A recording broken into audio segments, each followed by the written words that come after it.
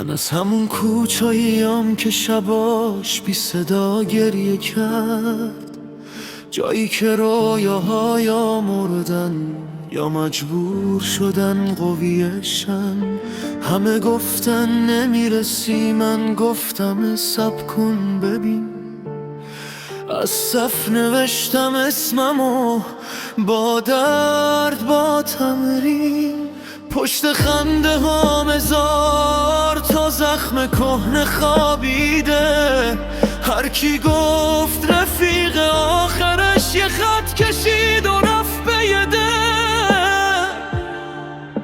من موندم و این بیت، این میکروفون خسته، ولی هنوز قلبم میکوبه حتی وقتی شکسته.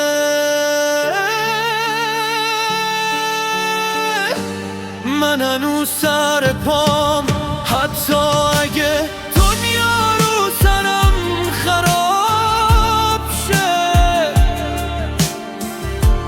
حتی اگه همه برن، حتی اگه راهم سراب شه.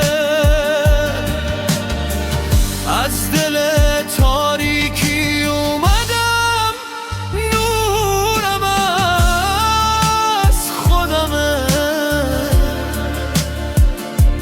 این صدام وصیت منه، اگه فردا نباشم همه چیز توش آزهه. دیدم آدمایی که فروختن هم دیگه رو ارزون، دیدم حقیقت چقدر سخته، دروغ چقدر ارزون. من یاد گرفتم تنها باشم ولی باقی، نه با ماسک لبخند، نه با حرفای نمایشی. زندگی مشت، من قافیه ساختم از دست. هر ضربه شد انگیزه، هر شکست شد یه درس سرد. میگن رب فقط حرفه، ولی این زندگیمه. هر خطش یه تیکه قلبمه، هر بیتش حقیقت منه.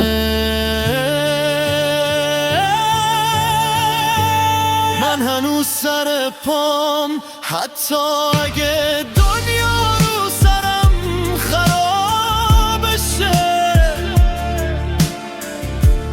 حتی اگه همه برن، حتی اگه راهم سراب شه. از دل تاریکی اومدم، نورم از خودمه.